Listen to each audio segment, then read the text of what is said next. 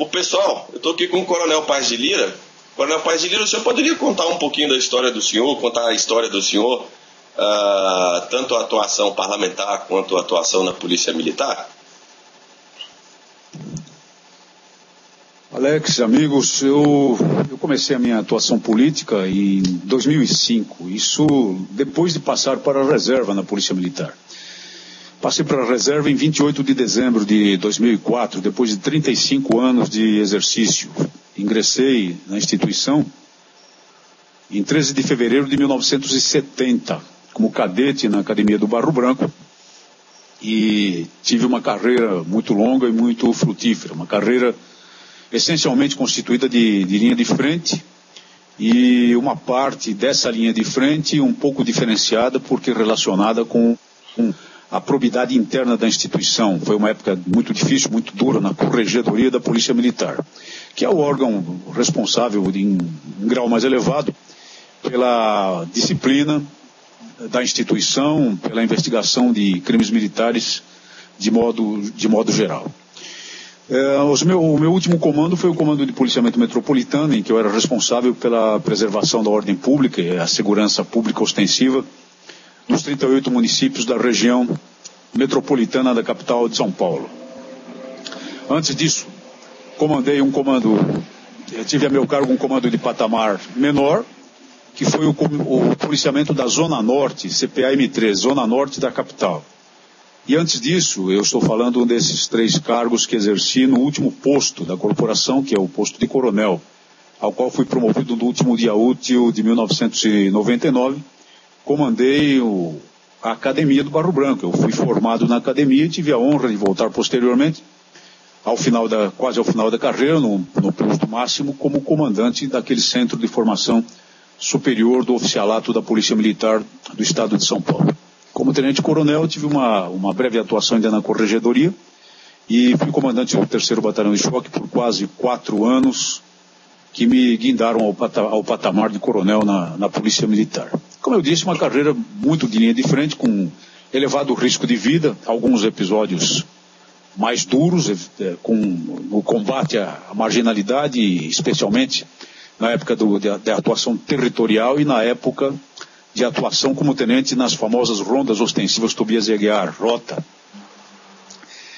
Mas não houve nenhuma bala especialmente destinada a mim pelo destino ou pela providência divina, de maneira que eu passei incólume por esse risco de vida que corri com os meus soldados, com os meus sargentos, quando eu era oficial subalterno, depois capitão, depois comandante. Sempre me pareceu que a inatividade na Polícia Militar ocorre muito cedo. Para que tenha uma ideia, eu ingressei na instituição com 16 anos de idade. 16, não tinha completado 17 ainda quando fui aprovado no vestibular da Academia do Barro Branco. E me diplomei aspirante, ou seja, praticamente oficial, sem ter completado a então maioridade civil. Eu tinha 20 anos de idade, não tinha completado 21 anos ainda. E encerrei a minha carreira passando compulsoriamente para a reserva. Eu não teria passado para a reserva, mas a lei de São Paulo impõe a passagem compulsória à reserva do oficial que atinja o último patamar hierárquico da corporação, o posto de coronel, e exerça esse cargo, esse posto, durante 5 anos consecutivamente. E foi o que aconteceu comigo. Então, no dia 28 de dezembro, embora eu desejasse permanecer na instituição e tivesse vigor físico e espiritual para isso, eu me sentia, em termos de entusiasmo, como um oficial subalterno, como um cadete. Não haveria nenhum problema em continuar, e estava bem de saúde.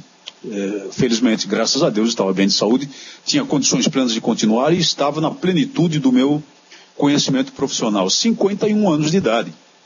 51 anos de idade é uma idade muito, muito jovem para a inativação de um profissional, para a perda da experiência profissional de um oficial com 35 anos de experiência, informado, claro, com o dispêndio do dinheiro público, o orçamento do Estado de São Paulo, que se compõe dos impostos pagos por todos nós, cidadãos.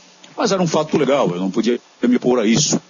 Permaneci de serviço no último dia até às 24 horas daquele dia.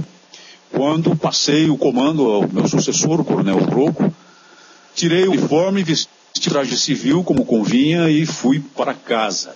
Entrei imediatamente nas lides políticas, porque me parecia muito impróprio que um homem de 51 anos de idade simplesmente se encostasse na reserva, que é uma situação muito próxima da aposentadoria. A reserva, em termos legais, permite que o oficial seja reintegrado ao serviço ativo por determinação do governo do estado de São Paulo, mas isso só acontece até os 64 anos de idade, em situações muito excepcionais. A primeira delas é a situação de guerra. A segunda é de grave perturbação da ordem pública, em que seja necessário realmente reverter ao serviço ativo todos os oficiais. E a última hipótese é a de participação em um conselho da Justiça Militar Estadual, na hipótese de ter que ser julgado um coronel da ativa. E aí teria que ser julgado por coronéis mais antigos. O único jeito de resolver essa questão, quando acontece, graças a Deus é uma coisa muito rara, a solução legal é exatamente reintegrar o serviço ativo 4 coronéis para compor o Conselho de Justiça, o Conselho Especial de Justiça na Justiça Militar. São hipóteses remotas, portanto, e a situação de inatividade, perdão, a situação de reserva é muito próxima mesmo de uma situação de aposentadoria.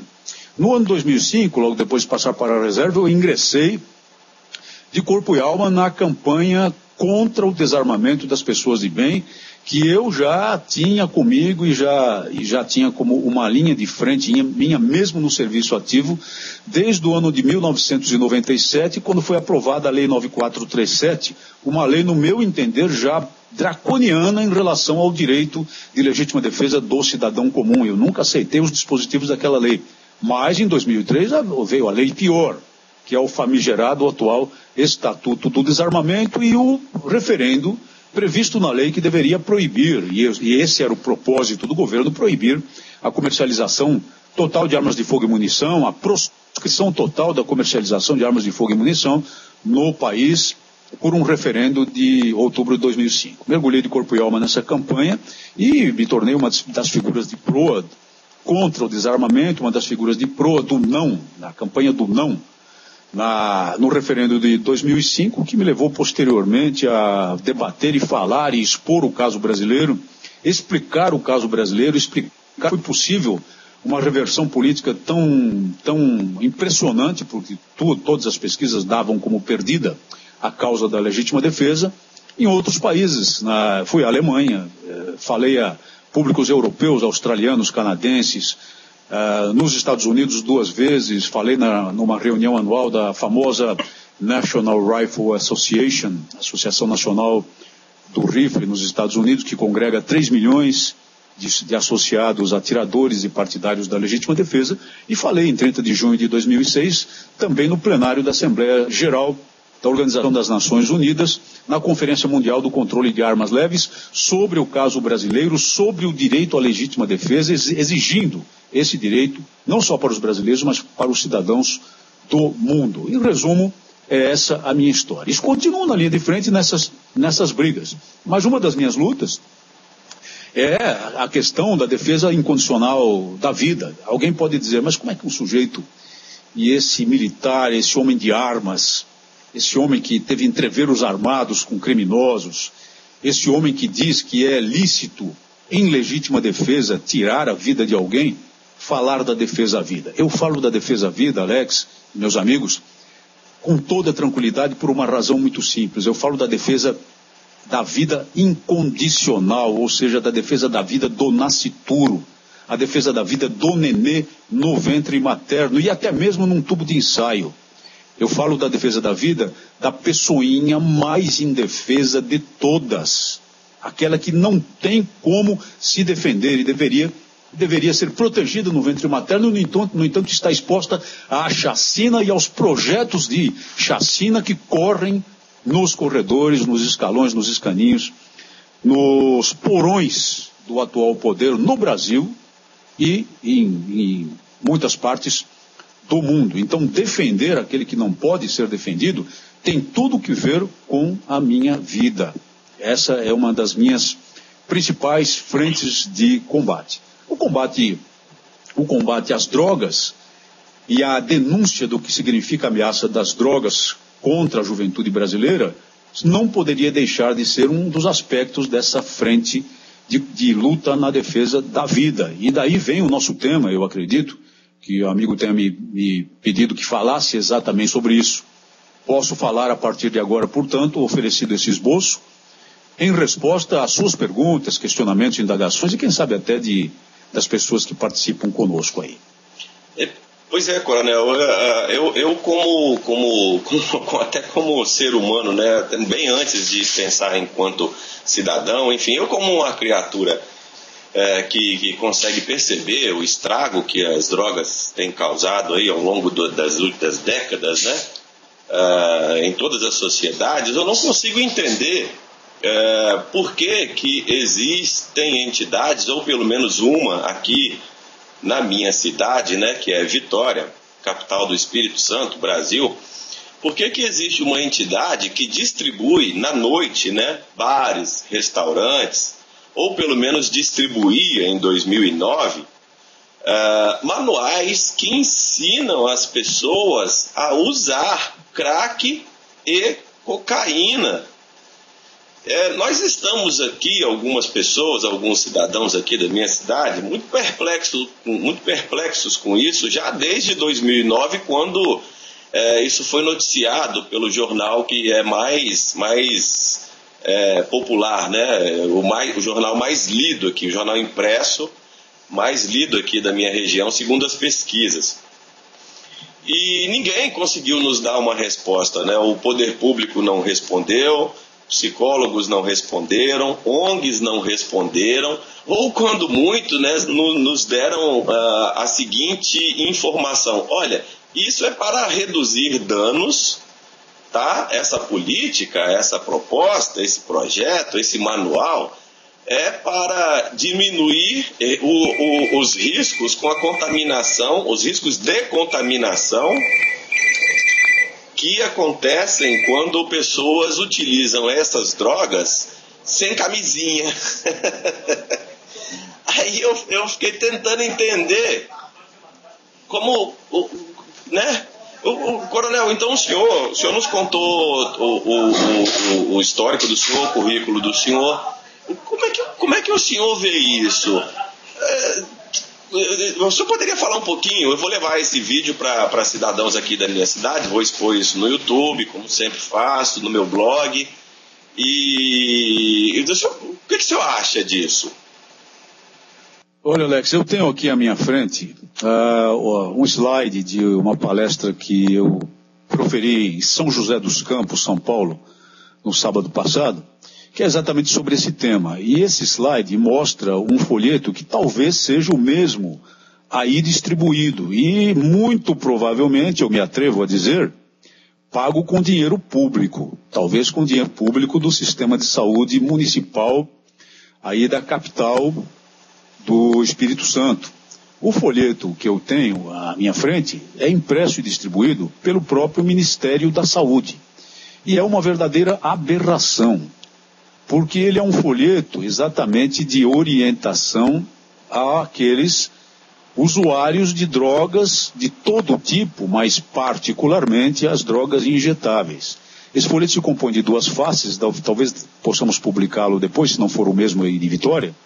Ele se compõe de duas faces, uma delas que aponta os cuidados básicos para quem se injeta, essa expressão utilizada pelo Ministério da Saúde, tem uma fotografia do próprio kit, a identificação do Ministério da Saúde e um alerta sobre AIDS e posteriormente, no outro lado do folheto, mostra a figura de um corpo humano com os pontos ditos seguros e ditos inseguros para que o drogado, para que o dependente ou o usuário, digamos, social, não é, entre aspas, injete drogas em si mesmo de modo seguro. E aqui estão marcados os pontos do corpo humano. Aí vem precauções sobre overdose, mostra qual é o componente do kit.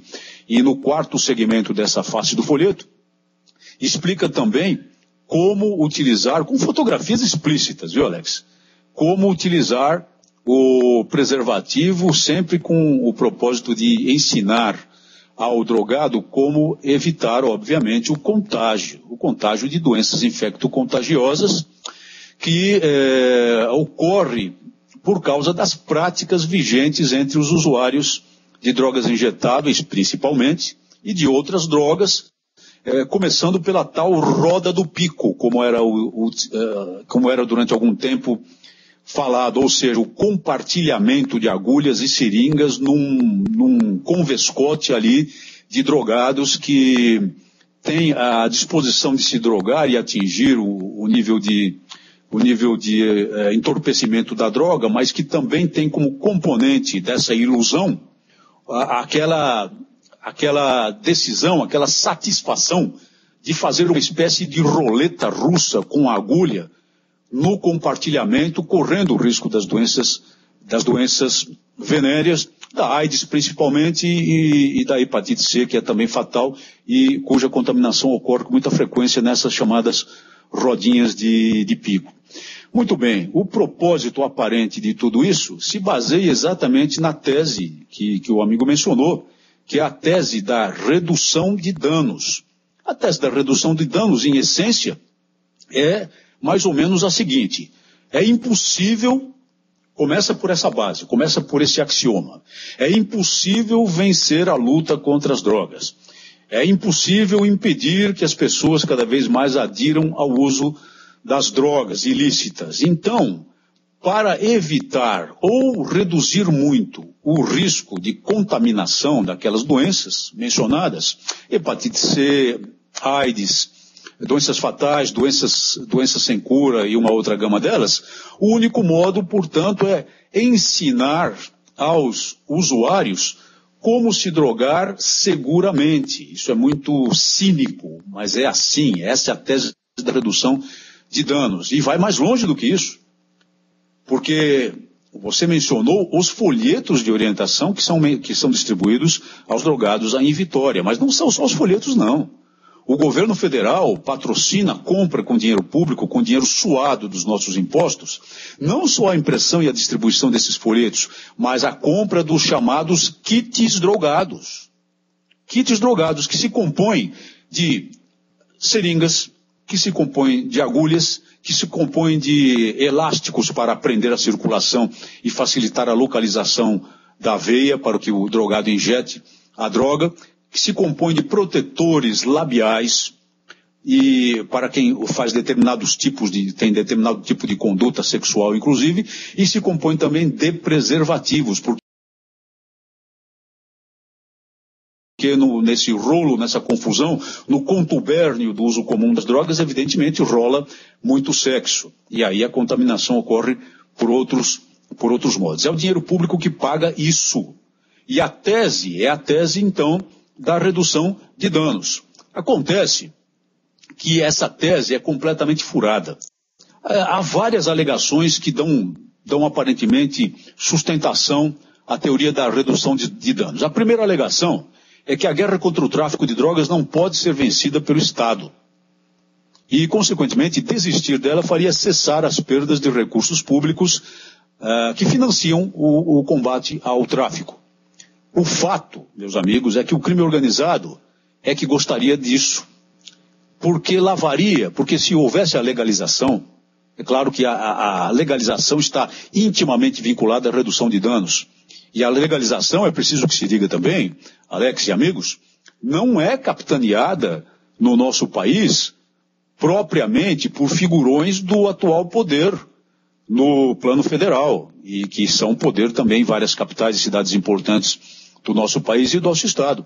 É capitaneada por uma figura muito conhecida, 2 vezes presidente da República, o senhor Fernando Henrique Cardoso, representante da social-democracia brasileira. Esse que incorporou isso como um propósito de vida, como se fosse uma coisa extremamente importante para o país e para o mundo, e eu vou mostrar agora que não é. E recentemente, em uma entrevista ao jornal londrino The Guardian, isso em 28 de maio de 2009, desfiou lá e fez loas a toda a teoria da redução de danos, dando justificativa à tese da legalização. O fato é que se houvesse a legalização, e, portanto, o implante geral da teoria da redução de danos, do projeto de redução de danos, o crime organizado, num passe de mágica, lavaria todo o gigantesco cabedal de lucro já obtido pelo tráfico, atingindo assim o patamar de máfia, que é necessariamente buscado pelo crime organizado em qualquer parte do mundo. E, por outro lado, continuaria as atividades ilegais em outros ramos, ou seja, a lavagem de dinheiro instantânea assim obtida financiaria outros ramos de atividades ilegais, porque o criminoso obviamente não muda de vida. O barão da droga pode virar um produtor legal de cocaína, pode montar uma fábrica de cocaína legalizada, uma fábrica de cigarro de maconha legalizada, mas ele não muda de vida. Ele investirá em outros ramos da atividade criminosa. A segunda alegação dos que defendem a redução de danos e a legalização é que cessariam os homicídios derivados da atividade do tráfico e do combate estatal a ela. É claro que há homicídio, sem dúvida nenhuma, e essa é a grande causa dos homicídios no nosso país, e não a existência de armas de fogo em mãos de pessoas de bem, como nós temos tanto dito e tanto defendido, e tem sido o nosso combate exatamente desde a campanha do referendo, mostrar à população essa realidade. Os homicídios existem, eles são derivados dos embates internos do tráfico, da disputa de áreas de influência, da disputa de pontos de tráfico, das cobranças de dívidas e tudo mais ligado ao crime em si, mas também do combate estatal a ela, no sentido de que perdem-se vidas, às vezes, com frequência indesejável, daqueles que combatem esse crime, dos policiais, e claro, perdem-se vidas também dos criminosos e não desejamos. O país não deseja que haja a perda de vida de ninguém. Frequentemente também as vidas de pessoas inocentes nos embates, como por exemplo, nas ocupações dos morros pela força policial e até pelo exército no Rio de Janeiro, frequentemente vidas inocentes são ceifadas nesse combate. Mas o fato é que o crime organizado, fortalecido pelo império financeiro da droga legal que ele passaria a ter, intensificaria, como eu disse, outras atividades criminosas violentas. Para quê? Para forçar o Estado a ceder em outras áreas de ilicitude, é evidente.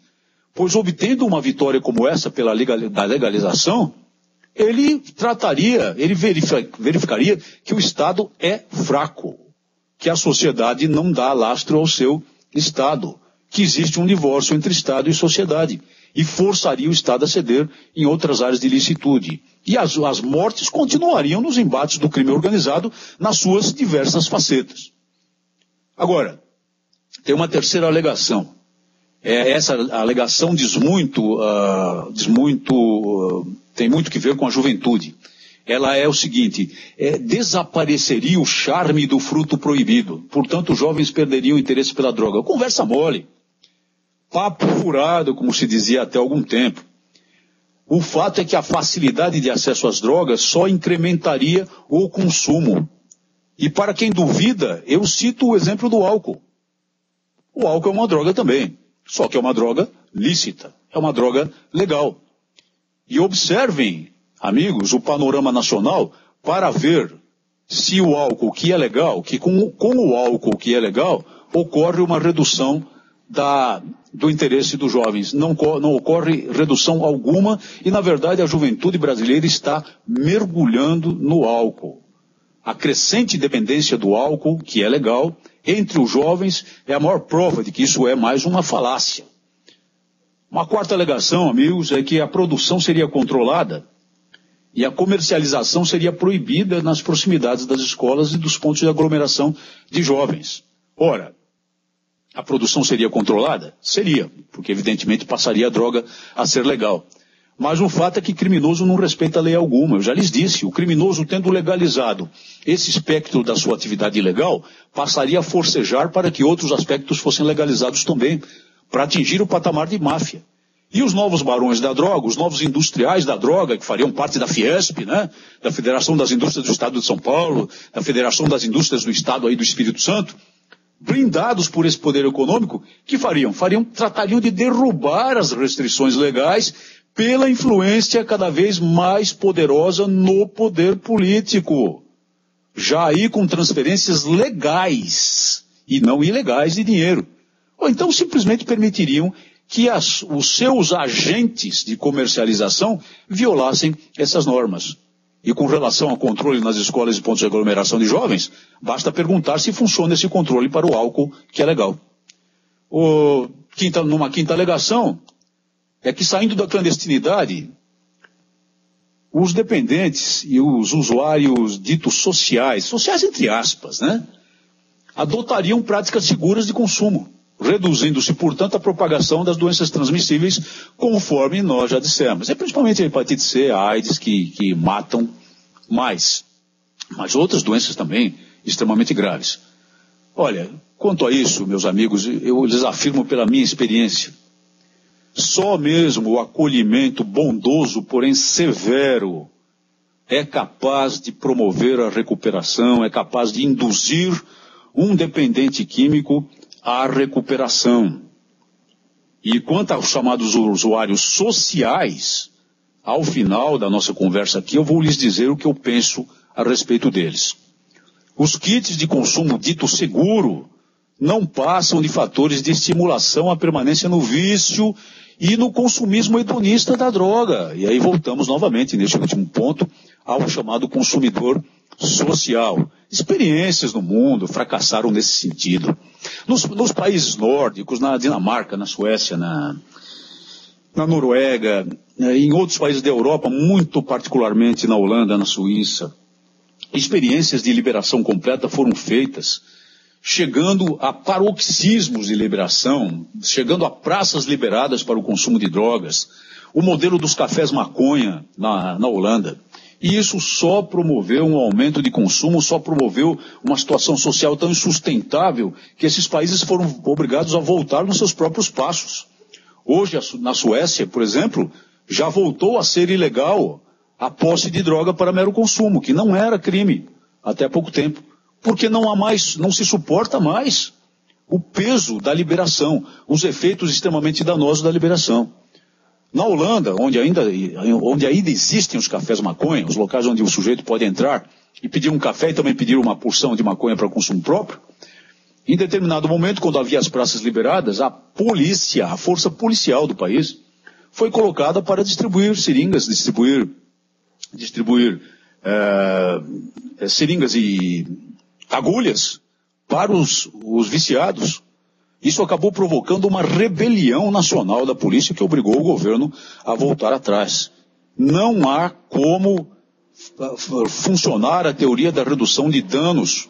A facilidade incrementa o consumo, a facilidade é de tal molde terrível que acaba abrangendo uma parcela muito grande da juventude. E tem mais. Quando existe a ilegalidade em relação a essas práticas, pelo menos a família pode fazer alguma coisa, pelo menos o Estado pode fazer alguma coisa. Digamos assim, na família, exercendo a autoridade paterna, o pai pode não tolerar que o filho consuma drogas em casa ou que leve amigos para consumir drogas em casa. Mas se isso for uma prática legal, como é que essa família vai impedir isso? Certamente vai ser acusada de violência, de brutalidade, como já acontece, existe ameaça de acontecer no tocante à famigerada lei da palmada que está em tramitação lá no Congresso Nacional. Há uma sexta alegação ainda, é de que a legalização promoveria a cobrança de pesados impostos pelo Estado. Claro, promoveria porque seria uma atividade ilegal e os impostos seriam cobrados de forma tão pesada ou mais pesada do que são cobrados em relação ao álcool e ao tabaco. E, portanto, esse dinheiro financiaria o tratamento dos dependentes e os programas de prevenção.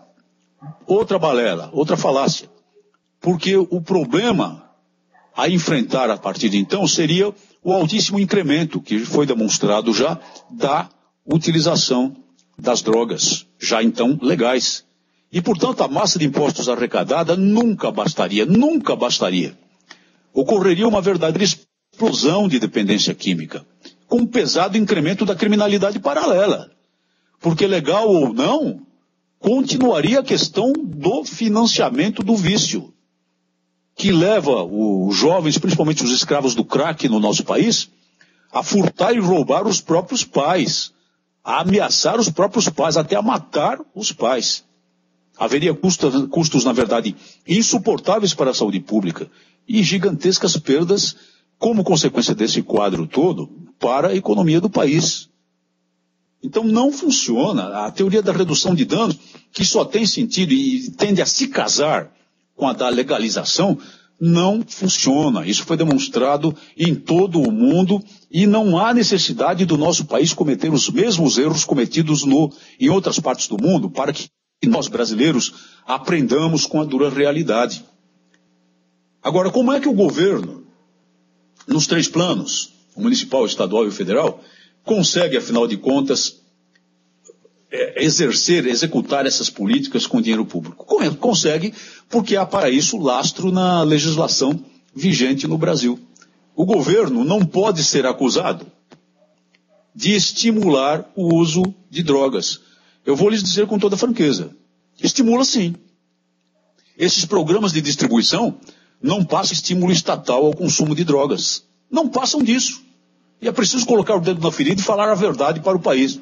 Falar a verdade ao país. A ver se as pessoas despertam, se a consciência das pessoas desperta. Mas o fato é que não vai o Ministério Público acusar o governo de promover, de incentivar, de instigar o consumo de drogas. Não vai. E não vai juiz nenhum aceitar uma ação penal, ou mesmo uma ação de improbidade administrativa, ou uma ação pública nesse sentido. Não vai.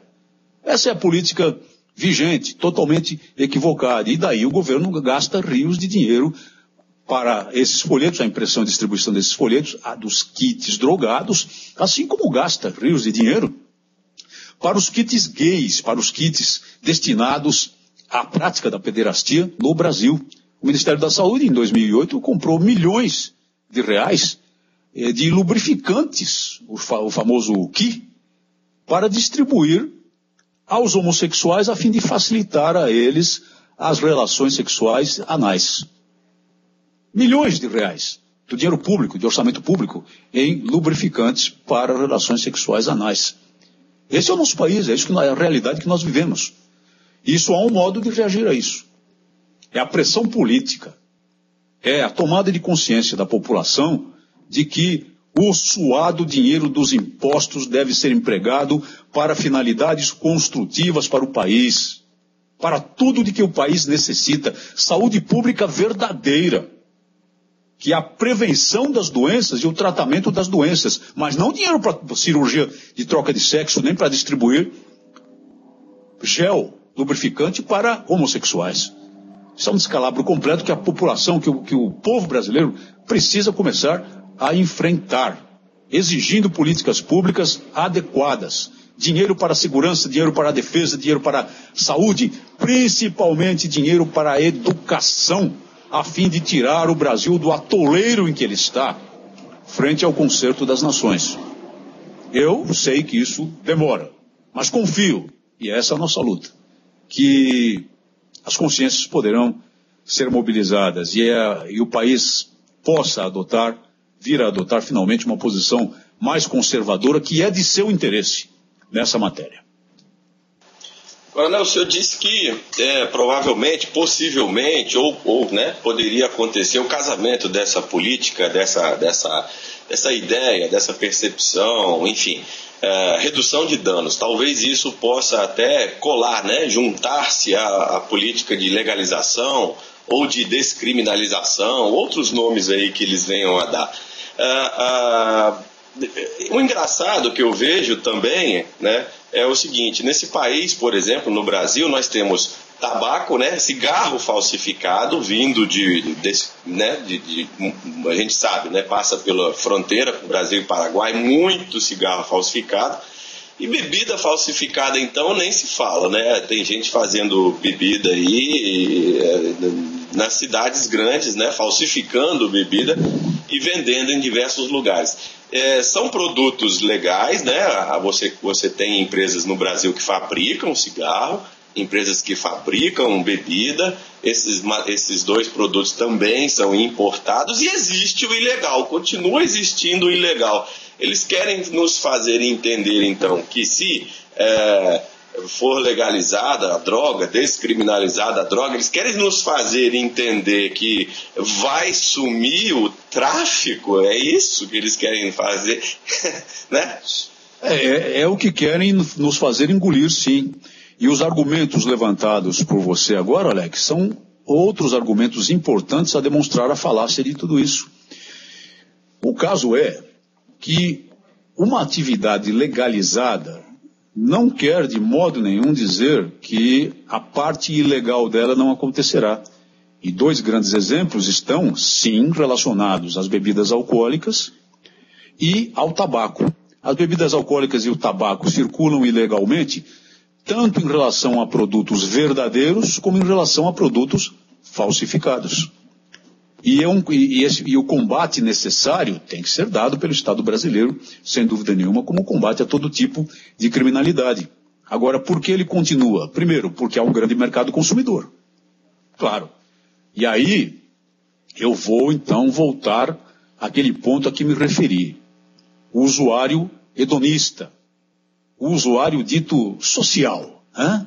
O usuário que afirma o seguinte: não, eu não sou viciado, eu largo a hora que eu quiser. Eu sou apenas um consumidor social. Eu consumo aí uma dosezinha de cocaína, e isso eu ouvi até de um juiz suíço, numa decisão rumorosa a respeito da possível extradição de um sujeito que havia matado uma mulher aqui no Brasil e fugido para a Suíça. Um caso de cujos personagens, agora os nomes dos personagens, agora eu não me lembro, mas eu ouvi essa declaração de um juiz suíço numa sentença judicial. Consumir um pouquinho de cocaína como quem aprecia um gole de vinho, um gole de bom vinho.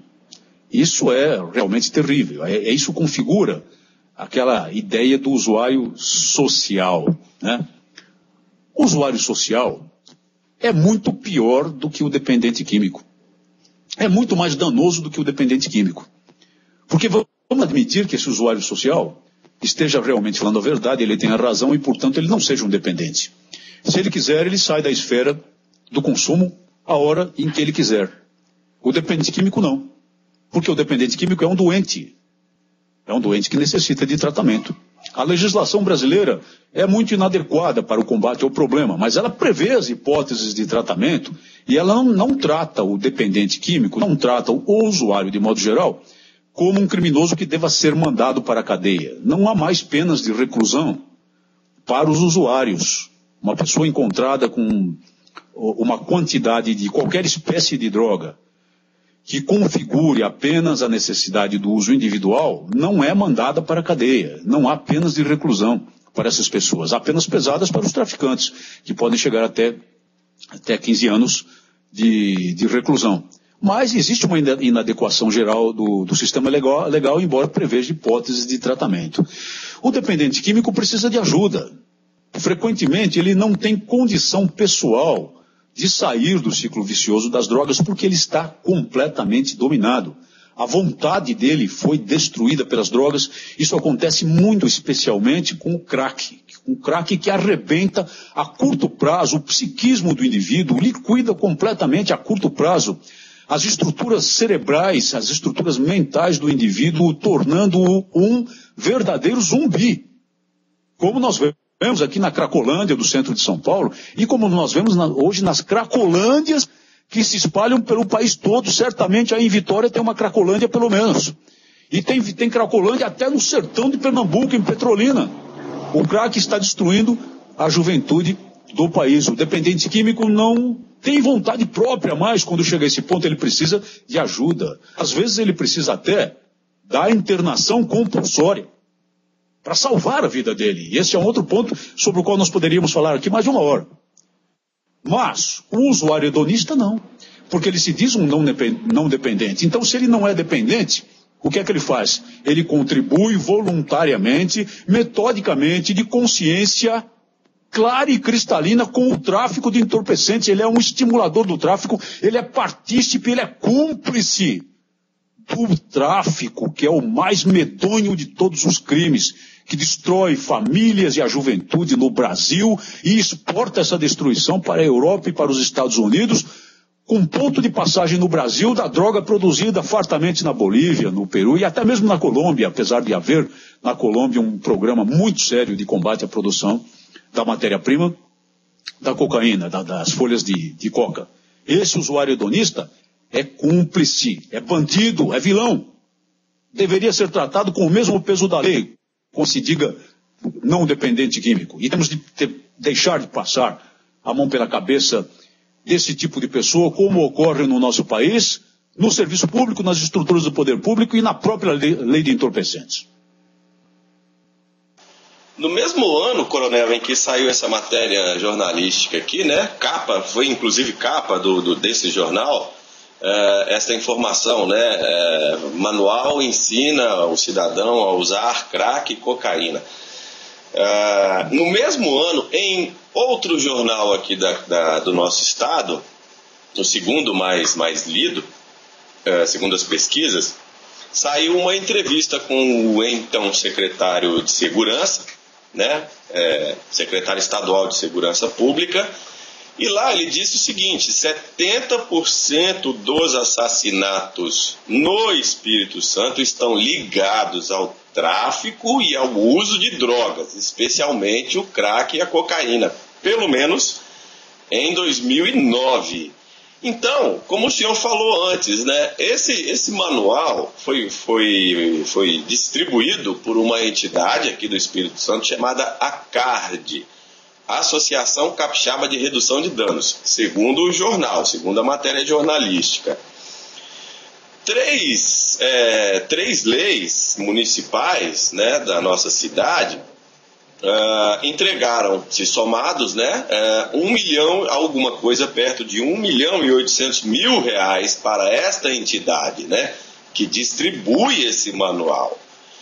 Manual esse que ele trata, evidentemente, né, como o próprio nome diz, trata daquilo que está matando 70%, né, que é responsável por 70% dos assassinatos em nosso estado, segundo a Secretaria Estadual de Segurança Pública daquele mesmo ano, né? O cidadão, coronel, será que o cidadão, além do voto, ele teria alguma outra possibilidade de fazer alguma coisa, né? Será que é só uma tentativa através do voto que tornaria possível nós retirarmos políticos que aceitam essa política de redução de danos, aceitam todas essas informações que o senhor disse, entendem isso como verdadeiro, tudo isso que o senhor disse ser falso, né? Eles aceitam como verdadeiro e, no final das contas, o cidadão que apenas quer ter a sua família, trabalhar, ir para casa, chegar em casa, encontrar os filhos, de repente chega em casa, encontra o filho, né, que saiu na noite anterior, lendo um manual que ensina ele a usar crack e cocaína. O cidadão pode fazer, é só uma tentativa através do voto, coronel? Ou o que mais o senhor, com que já foi também um parlamentar, já foi deputado federal, né, o que o senhor poderia dizer, se é que também o senhor teria alguma sugestão para o cidadão? O que podemos fazer? Alex, só há um modo.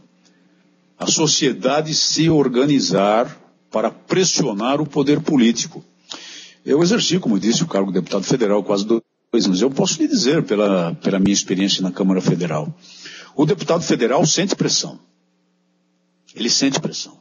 Ele está atento ao pensamento dos eleitores potenciais. E a coisa de que ele tem mais medo é que na próxima eleição os votos não pinguem na urna. Então o político sente pressão. Os parlamentares, mais especialmente, sentem pressão. Mas os componentes do Poder Executivo, os que exercem os cargos executivos, os prefeitos, os governadores, o presidente da República, também sentem pressão. Então compete à sociedade, tomando consciência do tamanho do problema e tomando consciência do cinismo da atuação estatal, organizar-se para pressionar o poder público e exigir mudanças de atitude, se necessário com presença maciça das pessoas na rua, com marchas, realmente, com panfletagem, com muitas faixas a mostrar a indignação pela execução desse tipo de política. E nós sabemos que não é muito fácil que isso aconteça, porque, de modo geral, os conservadores constituem aquela chamada maioria silenciosa, que foi uma expressão cunhada ainda nos idos do tempo da Guerra do Vietnã, em relação a parte da sociedade que efetivamente apoiava o governo nas operações de guerra no Vietnã, mas não se manifestava na via pública, embora se manifestasse pelo voto, ou seja, sustentando o poder então existente pelo voto. Em última análise, é o voto, claro, meus amigos, o voto, porque é o voto que é o voto que define o futuro político, o destino político daqueles que exercem o poder e que, evidentemente, gostam de exercer o poder ou têm aptidão para exercê-lo. É o voto popular que resolve, em última análise, isso. É, portanto, preciso, em relação àquele ocupante de um cargo público, prefeito, vereador, deputado, senador, governador, presidente da República, que não atenda ao clamor popular por uma mudança de rumo, apeá-lo do poder, pelo voto.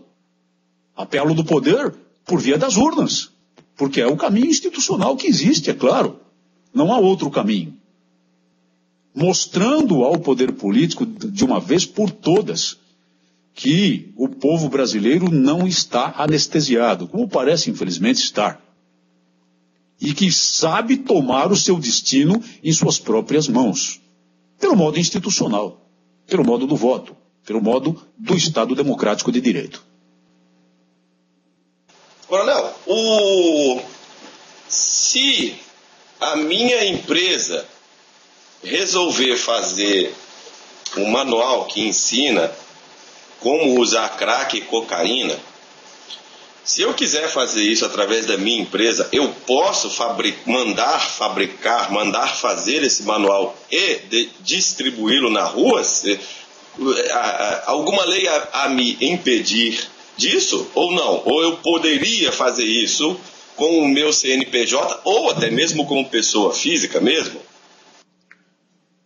O sistema montado no país é o sistema de favorecimento de certas entidades chamadas, de modo geral, organizações não governamentais ou organizações sociais de interesse público, as OCIPs.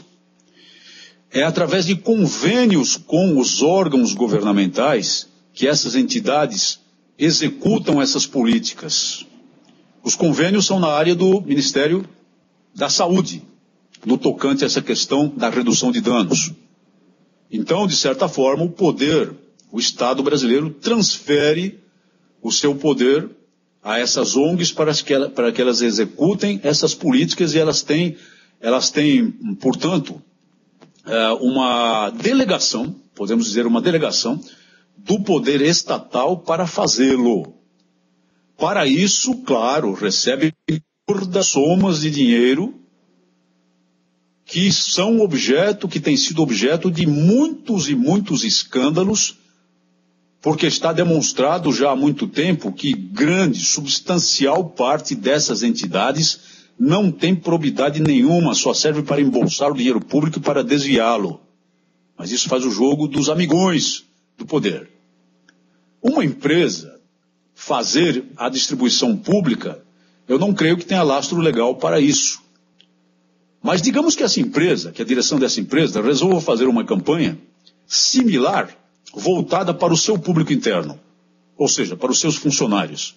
Eu não vejo o que pudesse impor a essa empresa uma sanção legal para fazê-lo ou configurar por parte dela aquilo que se chama de apologia ao crime, de apologia ao uso de entorpecentes, ao consumo de entorpecentes. Então temos aí também um flanco bem exposto em relação às empresas. Agora, com relação às empresas, uma forma de pressão da população é outra. Quando a população verifica que uma determinada empresa financia uma prática abusiva, financia uma prática que não deve ser aceita sob o ponto de vista do interesse social, qual é o remédio? Pressioná-la também. E qual é a forma de pressionar a empresa? Não comprar os produtos dela. Não comprar os produtos que ela realiza numa linha de produção industrial, ou então não comprar os produtos que ela põe à disposição do mercado em termos de serviços. Fazer secar a fonte de receita dessa empresa, submetendo-a, portanto, ao crivo da pressão popular. Esse é um modo de fazer as coisas que nós não aprendemos a fazer no Brasil ainda. Uma empresa que financia uma iniciativa como essa do governo federal deveria ser colocada na lista negra do consumo. E deveria ser lotada a caixa postal de comunicação social dessa empresa com e-mails dos consumidores dizendo: paramos com vocês. Não compraremos mais os seus produtos até que vocês retirem o seu patrocínio a essa atividade espúria. Formas de pressão social, formas de pressão do consumidor também, que o brasileiro não aprendeu ainda a usar. E que eu espero que pela nossa atuação em breve aprenda. Coronel, sobre esse assunto drogas, né, drogas, enfim, ilícitos, né, o poder público por perto, sempre de alguma forma, né, ou pelo menos muitas vezes, né, próximo a muita coisa que o cidadão comum rechaça com a maior veemência, né? O que o senhor diria? Como é que o senhor poderia fechar esse bate-papo aqui com a gente, né? Sobre poder público, ilícitos, atividades danosas ao cidadão, no mínimo ao cidadão, e ação popular. Como é que o senhor fecharia para a gente esse assunto aqui? Alex, meus amigos, é um fato inegável que o poder, na forma como ele hoje se exerce no Brasil, plano federal, especialmente plano federal, que é muito, muito, muito poderoso, propagando-se para os planos estaduais e frequentemente para os planos municipais, não atende ao interesse público. Um governo como esse é legal, porque foi eleito pela população para um determinado mandato. A presidente da República foi eleita para um mandato de 4 anos. Os senadores são eleitos para mandatos de 8 anos. Os parlamentares são eleitos para mandatos de 4 anos. E nós não temos, desgraçadamente, no Brasil, a instituição política do recall, que há em outros países e permite à população, no meio de um mandato, a qualquer momento do mandato, convocar um referendo para destituir o governante que não governa de acordo com o interesse público, ou governa até de modo ilícito a ver da população. Recentemente nós tivemos um caso de exercício de recall no estado da Califórnia, nos Estados Unidos, coisa de uns 8, 9 anos. O governador foi posto para correr pelo povo, pelas urnas. O povo convocou um recall e retirou o mandato do governador. Nós precisamos dessa instituição no nosso país, pelo menos para os cargos executivos. Tarda isso, e é claro que é muito difícil convencer a atual estrutura do poder a sequer votar uma legislação nesse sentido, que talvez exigisse uma mudança constitucional, talvez exigisse uma emenda constitucional. Mas é necessário que o povo não aceite o cinismo do governante, a truculência do governante que exerce o poder em desacordo com a vontade popular, em desacordo com a soberania popular, em desacordo com a delegação dada pelo voto, em desacordo com o mandato popular. Nosso país só melhorará quando as pessoas tomarem essa consciência. Eu sou muito confiante. Tudo de que nós tratamos aqui, todas as linhas de frente da nossa luta, são tão difíceis que podem promover, e às vezes promovem mesmo, o desalento. Eu ouço muitas vezes pessoas tão boas a me dizer: não tem jeito, não há jeito, acabou. Nós estamos derrotados, esse é um rolo compressor invencível e nós só podemos nos conformar. Não, jamais. Não admito isso. Eu tenho certeza absoluta de que a decisão inabalável das pessoas, traduzida em ações políticas concretas, pode mudar esse estado de coisas e resgatar o nosso país.